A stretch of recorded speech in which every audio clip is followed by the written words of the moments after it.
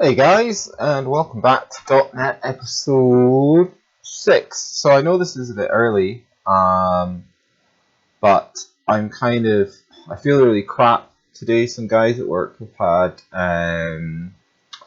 laryngitis. It was really nice of them to come to work feeling ill. Now I feel like crap. So I kind of got to the point where it's like if I don't do it now, I'm probably not going to be doing it at 6 o'clock tonight. So I've already looked at the stories and things like that. So I know what I want to talk about, but I kind of want to get it done while I'm still feeling relatively okay. I mean, this is Lemsip. It's been really crap actually being ill because I've not been able to get as much done as I wanted to today. I felt okay yesterday, got some stuff done. Delivered that PC. That was an absolute nightmare yesterday. So I got that out. Got some work done in the gardens. Got some kind of painting done, and got some other general stuff done in the house. Didn't get as much done as I wanted to. Started feeling a bit rubbish last night, and then today it's just been a bit of a write-off. Just been kind of domestic stuff and things like that, and then looking things up. There's some other things I've been wanting to do, but I haven't had the energy. So I thought, given the last few months being really rough for you guys, and I haven't really been getting content out, I thought I'm going to do it. Even though I feel crap, I'm going to do it. So, the first story is DDR5. Apparently, DDR5 is about to jump off the drawing board in 2018. So, this comes from JDEC. If you don't know who JDEC are, you can go and look them up. They're basically like PCIe. They make this, well, they come up with this standard. That standard is then adhered to by manufacturers for motherboards, memory modules, graphics cards, things like that. So essentially, am I excited about this? Probably not, even though it's been in the works since 2015. Yeah, not particularly excited about DDR5, mainly because memory isn't getting any faster. I actually have a video I'm working on coming out about this. There are some interesting things in this. I'll go into the interesting things, which is not necessarily the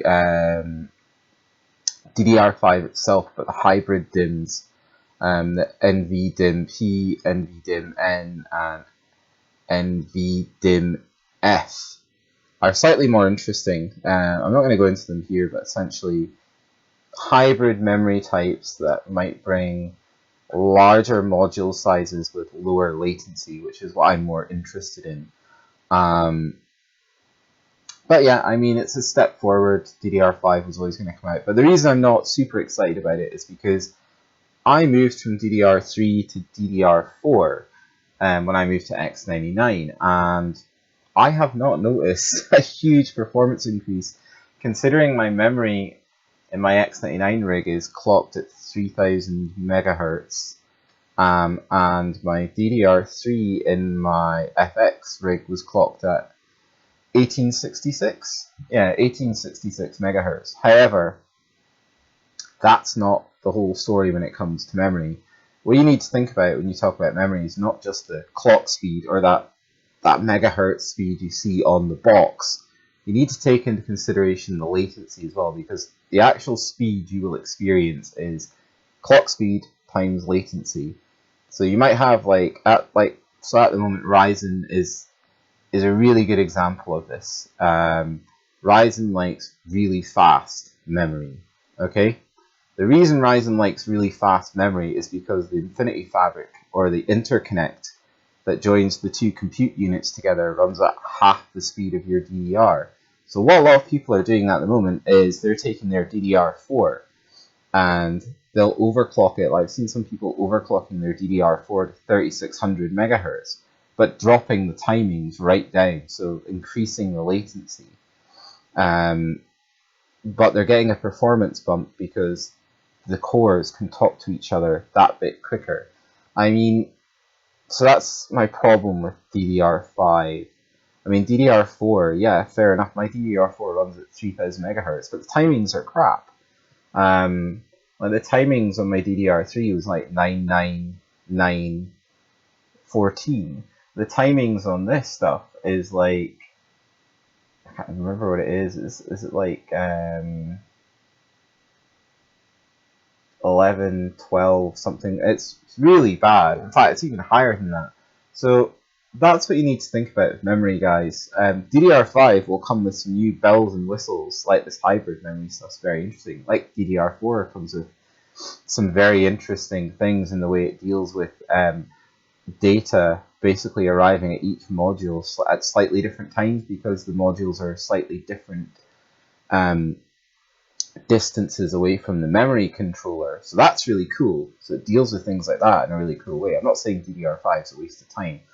I'm just saying don't look to it to be a game changer, because I don't think it's going to be a game changer per se. I think things like Optane in terms of storage rather than SD-RAM for your machine, it's probably going to be more of a game changer once they can scale that up to actual large-scale storage. If you're running a chipset that supports it, which is another problem I have with Optane. But anyway, DDR5 is coming next year. Don't know if it's necessarily coming next year, but it's certainly going to be being looked at next year. It's probably more likely to be 2019, I would have thought, for it to arrive. But doesn't really say anything else about it. Doesn't go into clock speeds, timings. Timings are important, guys. Like I said a minute ago, timing is what you want to look at. But like I said, I have a video coming out on memory, because I don't really want to spoil it, but I don't think memory's gotten any faster since DDR2. I think DDR2 to DDR3 was the last time you saw an actual real performance gain. Anyway, some more of my limbs. Sorry guys if I sound a bit blocked up and minging, but I think I've got laryngitis.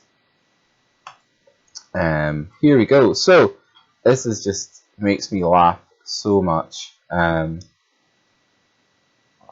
NVIDIA have launched a Titan XP. So about a year after they just launched the Pascal Titan, they've launched another Titan. This is just awful. Oh my god, I really feel for people who went out and spent $1,200 on a Titan. I felt for them a couple of weeks ago when the Titan, when the 1080 Ti dropped, and it basically made the Titan, the original, the Titan X, the Pascal version of the Titan X, when it made it obsolete. You know, because essentially it's like 10% faster in games and $500 cheaper. Now I feel even worse for the guys who bought the original Pascal Titan, that they've dropped this Titan here for $1,200, which is just, I mean, it was always going to happen because they never fully unlocked the GP102 core. But I mean, what a shitty thing to do to people. And you can see the specs here. So where are we? So here's the original Titan that was launched at the start of the year for $1,200. 1080 Ti came out, blew it out of the water, essentially. You know, it's got higher teraflops. And now they've released this Titan XP for $1,200 again. Or it's going to be getting released, but yeah, just unbelievable. I really don't know what to say. I mean, I just think it's an appalling thing to do to your consumers. But I mean, NVIDIA are basically just doing what any business is going to do. They're just trying to get as much money out of you as possible. And if people are willing to pay $1,200 for a graphics card that they say isn't aimed at consumers, which is complete bullshit because it's on the GeForce website. It's not. The Titan Pascal, well, Titans in general are not they're not workstation cards. They're not aimed at the workstation environment. They're not validated in the workstation environment. They are purely aimed at extracting as much money as possible from someone like me or you, who is maybe going to be doing some kind of workstation stuff, but is mainly going to be gaming, I would have thought. I mean, there is no way I would spend... I mean, I looked at the 1080 Ti when it came out because it was just such an amazing deal. Like, you know, the fact that it made the original Titan obsolete, I thought, you know, £700, it's worth it. And I wanted to buy a card for a very long time.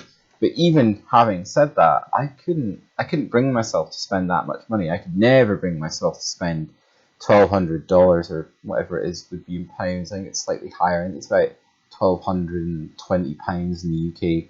No way. There's no way I would pay this, purely because 8 months down the line or whatever, Nvidia are just going to come around and turn on the last two. Pardon me, guys. Turn on the last two SM cores of that GP chip or whatever chip they've got at the time, and just make the card pretty much obsolete.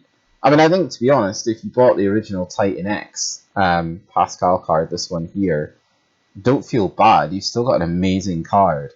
If you bought a GTX 1080 Ti, I wouldn't feel bad either, because you've got an amazing card for $500 less than this card. But yeah, really bad thing that Nvidia did. From a consumer point of view, absolutely terrible. I think the quicker Vega comes out, the better. You can see what it's done, what AMD have done to the CPU market. No official response from Intel yet, but retailers are certainly dropping their prices on Intel chips, and Intel are going to have to do something. Equally, I think if Vega comes out and is as good as Ryzen is, Nvidia hopefully will not be able to pull this kind of crap anymore with people. Not to say that AMD aren't going to do the same thing and try and make as much money as they can out of you. Of course they are. But at least when there's competition in a marketplace, it tends to regulate the price a lot better than it is at the moment. And also, Nvidia probably dropped this Titan XP because they realize in 6 to 8 weeks' time, Vega is going to drop, and they might not be able to command such a price premium at that really high-end market. So, makes total sense from a business point of view. Nvidia have done this in the past. They will continue to do this until there is an alternative to their products, and hopefully Vega is that alternative. But yeah, really shitty thing. It just amazes me as well, because it's nothing's changed. It's still stuck on 16 nanometers.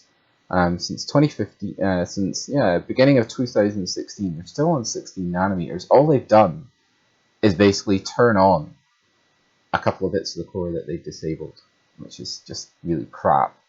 Anyway, guys, there you go. If you want a $1,200 graphics card, buy a Titan XP. And then maybe 6 months down the line, it'll again be obsolete, I would have thought. I think this is just, 1080 Ti versus Titan XP.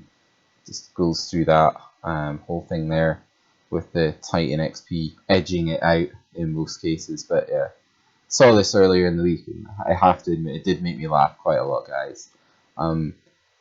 This is an interesting little article about the RX 500 series. So it's officially branded as Polaris 20. It's essentially a rebrand of Polaris 10. It's just the process has become more efficient. The reason that I find this story interesting was because it's got a lot of aftermarket, like add-in board partner cards, so pictures of the cards. It's also got some alleged screenshots of GPU-Z showing the base clock of these cards, and that's quite interesting. So feel free to go away and read this. We're not going to talk about it for too long, but I found this quite interesting. So this is a screenshot of GPU-Z of apparently one of these Polaris 20 cards, or these RX 500 cards. So everything looks fairly normal, as you'd expect. So yeah, Polaris 20, that's fine. Revision E7 there. Polaris 10 was revision C7. So all that's happened is that the process has become more efficient. Like I said earlier, die size is the same. Where are we? So yeah, Samsung memory, 8GB, 256-bit bus. It's all looking fairly normal until we get to the default clock. The default clock is 1450 megahertz. Now that is massive, considering that when the 480, I'm assuming this is a 580, I would have thought, with that base clock speed. We'll just talk about it like it is a 580. So really interesting, considering when the 480 dropped, they came out with a default clock speed of 1266, and a lot of people really struggled to hit anything above 1350 overclocking them.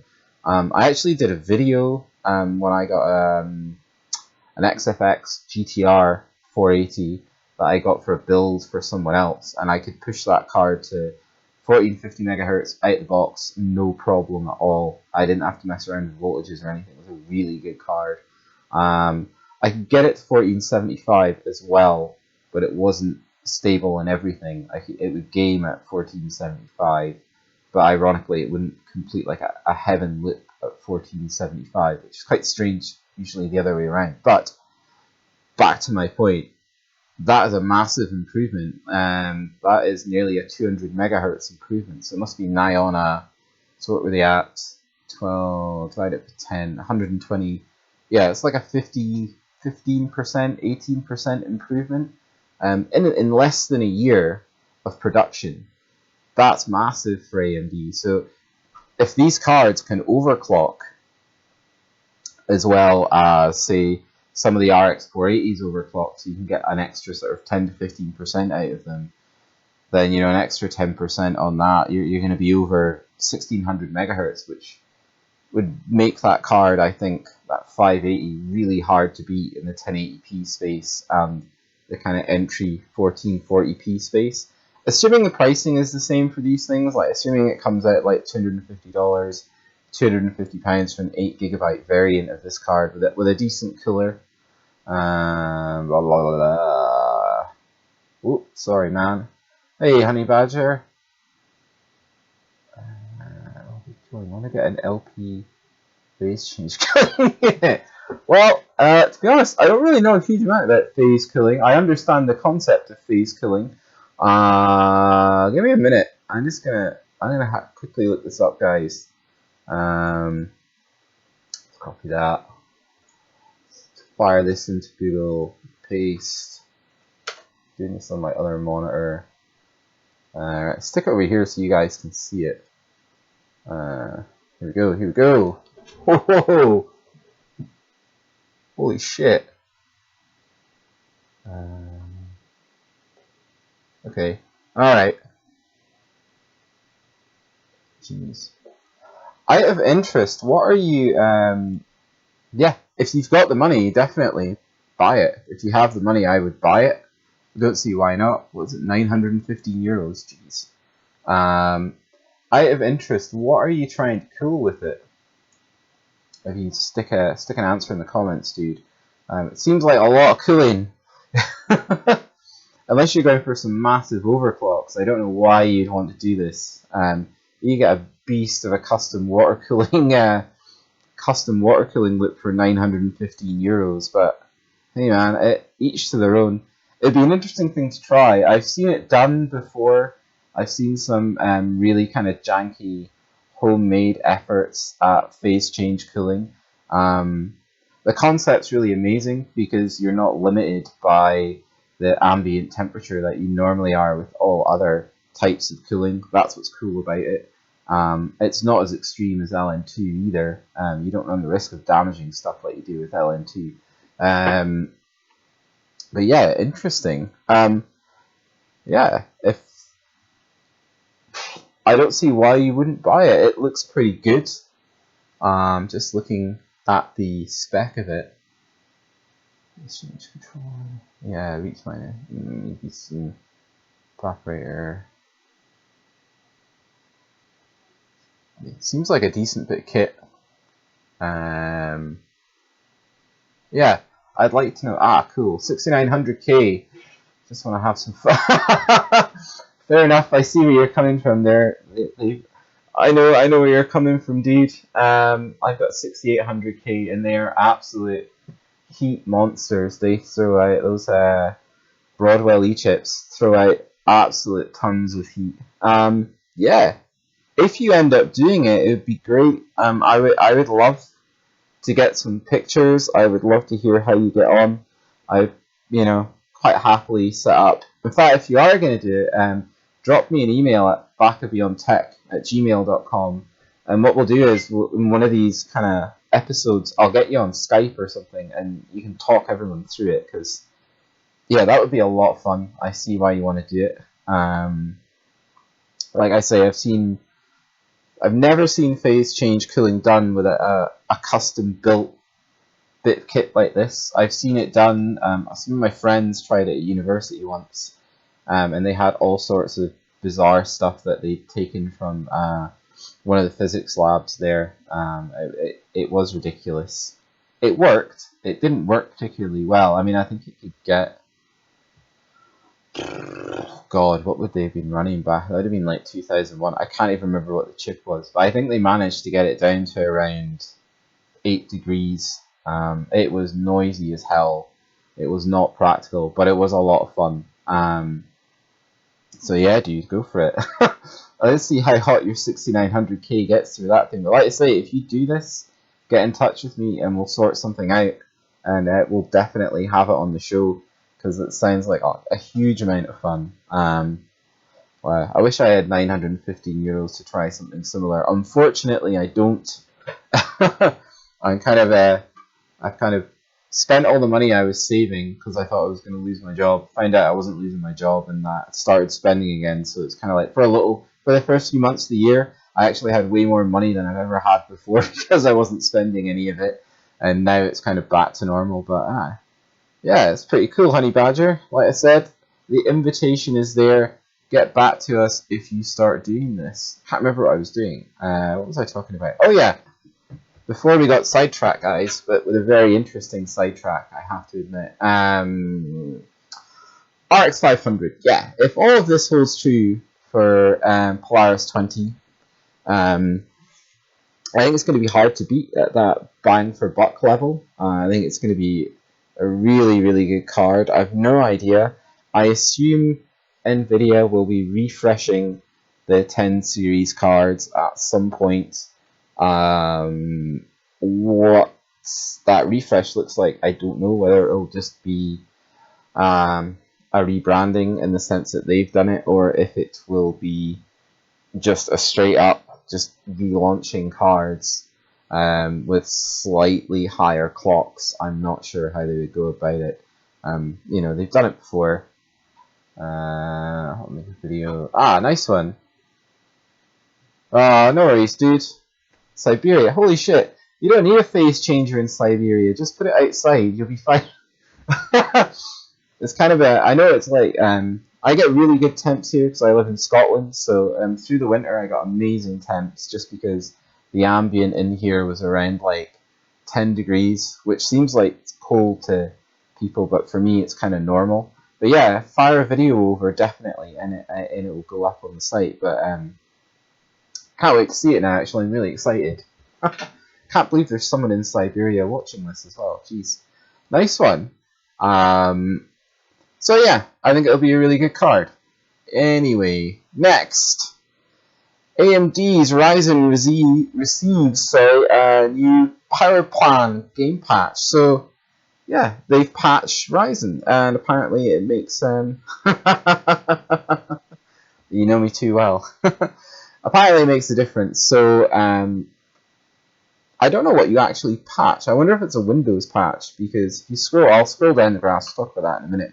But essentially what it does is it addresses the issue Ryzen has with P states in Windows. So P states are just power states at a certain core frequency and voltage, and they're predetermined. So the way around that before, when Ryzen launched, was to basically set Windows in high performance mode, and it just lets the CPU set P state. Essentially, it takes control away from Windows. What AMD have done is they have released a patch, and I assume it's a patch for Windows, because this looks like a little Windows screenshot here, and it's got AMD Ryzen balanced. So essentially what that does is it sets modified P states for Ryzen. It also addresses some issues with how the Windows kernel deals with not scheduling per se, because the scheduler wasn't the issue, but it certainly has made improvements in terms of applications being able to take advantage of the threads on the Ryzen platform within the Ryzen architecture. So if we look here, so this is Windows 10 power plan versus balance, so default. So high performance is gray, AMD's update is orange. So Battlefield 1, blah blah blah. It's actually losing out. Dota 2, DX12, that's interesting. DX9, it's losing out. Mafia 3, it's improved. So it's kind of showing some improvements, but also it's kind of gone down a little bit in some cases. But and things like Total War Warhammer, when I was talking about the utilizing threads, sorry. PC is good, but I need a single pause. Not sure about that. I'll address that in a minute. Because I'm not sure about that. But anyway, Total War Warhammer. Again, the update attempted to address the way that games or applications utilize Ryzen's multi-threaded capabilities. So you can see it here. So pre-update is grey, and then the update from the developer themselves. And you can see there's quite a big increase on both presets, high and ultra. So it looks like Ryzen's getting better. It looks like developers are starting to get to grips with the way Ryzen works on an architectural level, on the way they can actually utilize those threads and cores in the same way that AMD are trying to really. I've been quite impressed with AMD. They've actually pretty quickly addressed a lot of the issues people said they've had with power plans and BIOSes and helping out motherboard vendors come up with new BIOSes and things like that. So in answer to Honey Badger's question, I do wish that Ryzen would overclock higher. I think the problem Ryzen's got is it's the same problem that Broadwell E has in terms of the more cores, more physical cores you stick on a die, the harder it is to get all of those cores stable at a certain clock speed. Although I do think I'm slightly disappointed with the XFR extended frequency range, which boosts essentially one clock up, because I mean the fact that it can only boost on an 1800X, it's only boosting one of those clocks, one of those cores is only getting boosted to like 4.1 gigahertz at best, is really disappointing. If it'd gone up to around about 4.5, like my 6800K at the moment, the saving grace of my 6800K is the fact that it's overclocked to 4.5 gigahertz at 1.35 volt. So I think I lucked out and I got a really good chip. But even if it was sat at say 4.3, which is about normal for Broadwell E, I'd be really happy. If I could get an 1800X to 4.3 gigahertz, I think the 7700K would not be winning as much as it is in games and other applications. Do you need more single-threaded performance? I don't know if I agree with that. I think it depends what you're doing. What's your expectation level? Like for me, I think an 1800X at 4 gigahertz would be absolutely fine for me. I would be absolutely fine playing at. I don't play at 1080p, so I don't suffer from the same sort of CPU bottleneck that 1080p players suffer from. So I play at 1440 or 4K. A lot of the work I do is in 4K, like a lot of the editing and things like that I do is on my 4K panel. So again, 4 gigahertz or 4.1 gigahertz on an 1800X would probably be enough clock speed and IPC for me. If you want to play competitively at 1080p, or and you're looking for like 200 plus frames a second, then yeah, Ryzen is not the platform for you at the moment. I think once applications start being able to utilize those threads better, I think it could be a different thing then. For instance, like DirectX 12, if there's a lot of games at the moment out there that say they are DirectX 12 games. I've got my doubts whether they're actually DirectX 12 games. I mean, a lot of them are probably For instance, like Rise of the Tomb Raider, it's the DirectX 11 title, and it has a DX12 wrapper put on top of that. So I mean, all you're doing there is, you know, you've got your game code, you've got your first kind of intermediate layer, if you like, which is DX11, and then if you want to run it in DX12, you've got a DX12 layer on top of that. So I don't think it's really, you couldn't really say that at the moment. I think I'd have to see a game or some more applications that were actually taking advantage of DirectX 12, and especially things like Vulkan. Vulkan's been overlooked a lot, I think. It's a great API. And once these APIs catch up a little bit with the hardware in terms of asynchronous compute and leveraging more threads, I think it'll become less of an issue. I play Arma 3 as well, man. I think the problem with Arma 3 is, even on my 6800K, it's you go into like towns and cities and the frame rate just drops. But the problem with Arma 3 is a lot like the problem with Ghost Recon as well. Recently, I started playing. It's just a really unoptimized game, and there's not a lot you can do about that. I mean, it's annoying because Arma 3 is great. I have a lot of fun playing Arma 3. So yeah, I get where you're coming from. You need the single thread performance for that. Arma 3, I think, is games like Arma 3 are kind of hopefully going to become more of an edge case. I think optimization should hopefully get a bit better.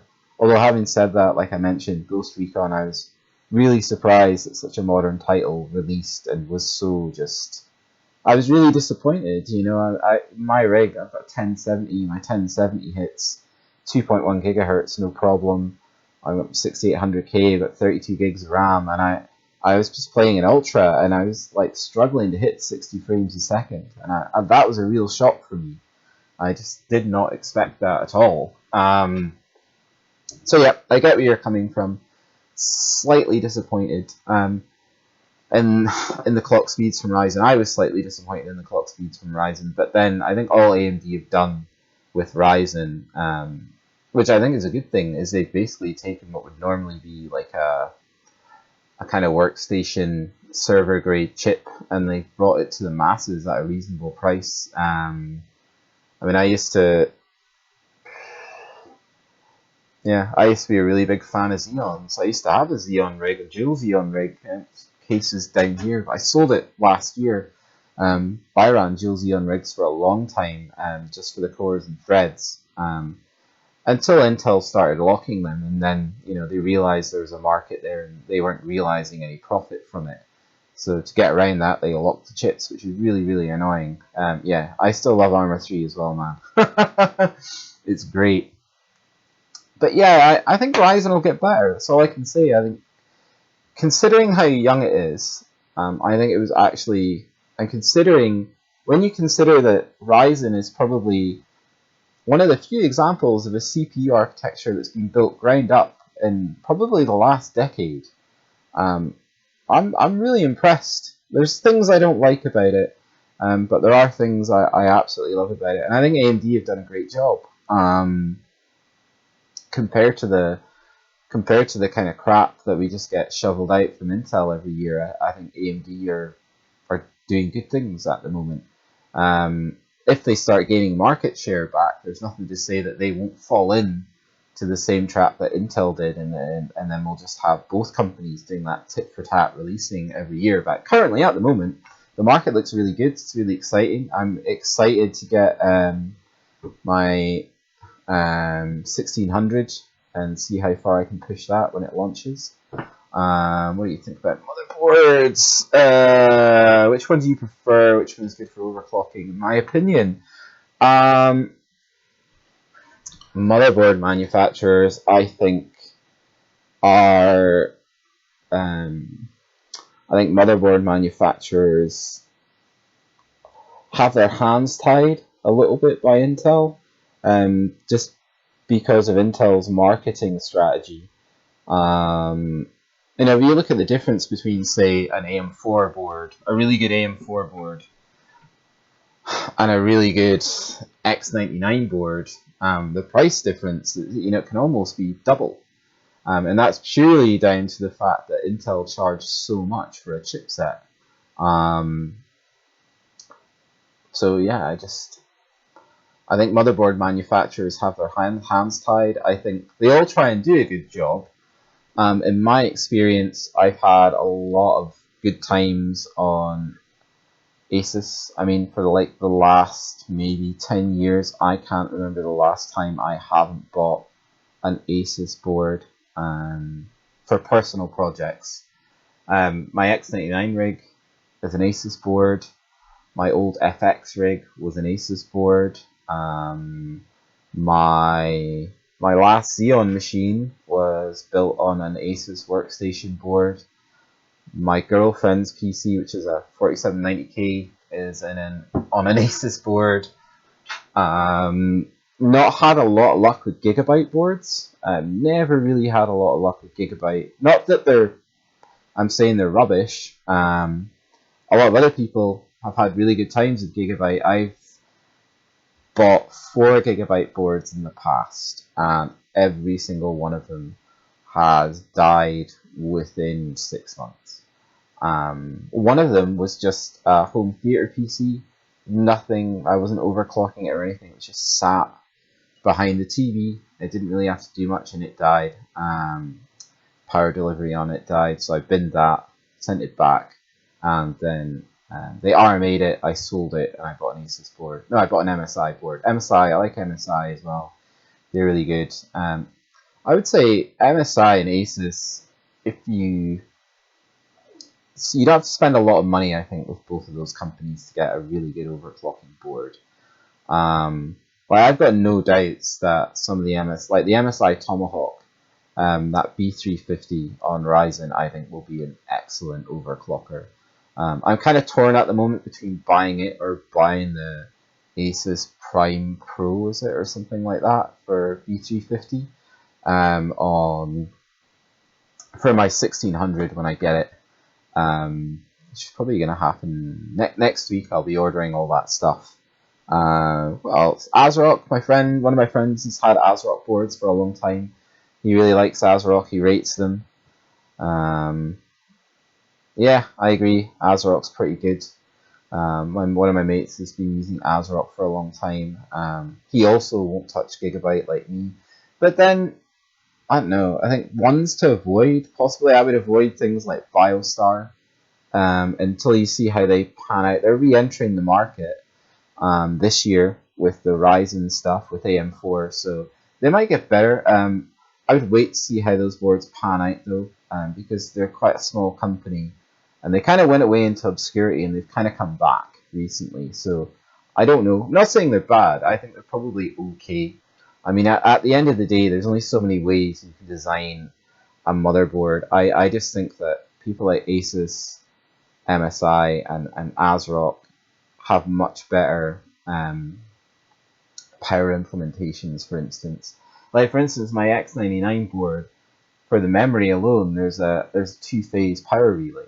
It doesn't need a 2-phase power relay, but I'm glad it's got one, because it means that the power the memory is getting has got really no ripple in it at all, which is amazing. And the build quality, I don't mind paying a bit more for Asus or MSI, because I think at the end of the day, especially with things like Haswell E and Broadwell E, Haswell E, I don't really, if you're paying that much for a CPU, why would you crap out on a board? That's what I've never understood. Like, you wouldn't buy an 1800X and put it in a B350 board. You'd buy an X370 board. You can get X370 boards for like £150, $150. So, you wouldn't put it in a B350 because you're not going to unlock the capability of that chip because of the higher TDP and things like that. So, yeah, motherboards are a funny one. I think people tend to stick to what they know. Certainly for me, having just thought about it there, yeah, Asus, I really like Asus. Liked Asus for a very, very long time. MSI equally, I like MSI. But yeah. So the last story, guys, this is hilarious. So this is a WikiLeaks thing. It's not really a story, it's just things I find amusing. This is more the stuff I find amusing rather than tech news. I kind of think it's quite easy to get jaded with tech news because at the end of the day, every year these companies just release a new product, and until something like Ryzen comes along or a new like GPU architecture completely new comes along, you're just getting iteration upon iteration every year. And while it's interesting, it's only interesting for so long. But stuff like this is really quite funny. So WikiLeaks have dumped a ton of documents that they got from the CIA. Essentially, it's a project called Grasshopper. So what Grasshopper was basically the CIA putting together a malware, an undetectable malware toolkit. So like most malware, it's made of lots of different parts of different malwares that they thought they could take and adapt to basically monitor people like me and you for whatever reason. I don't know why these agencies seem to want to know everything about everyone. America seems to be very, very bad for it at the moment. But you should go away and read this article because this stuff all relates to 2013, 2014.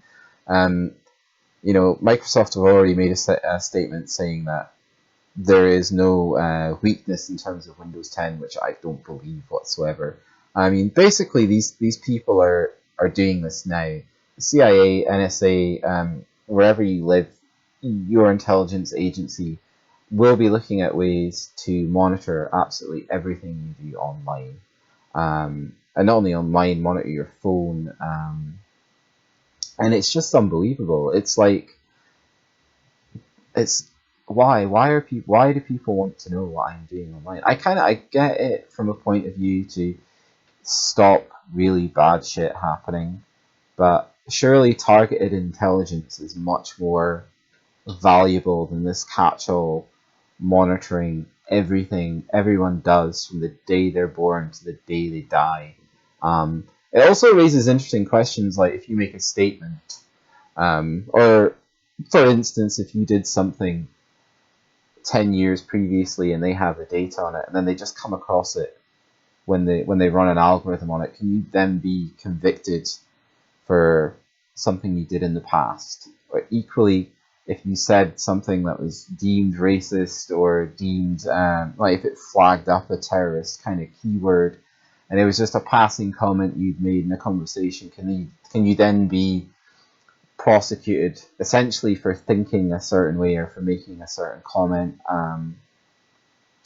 So it's interesting things, especially in America now, because Congress passed a law where basically ISPs, it's perfectly legal federally, so across America, it's legal for ISPs to monitor and sell your web history, essentially your traffic, to advertisers or to anyone.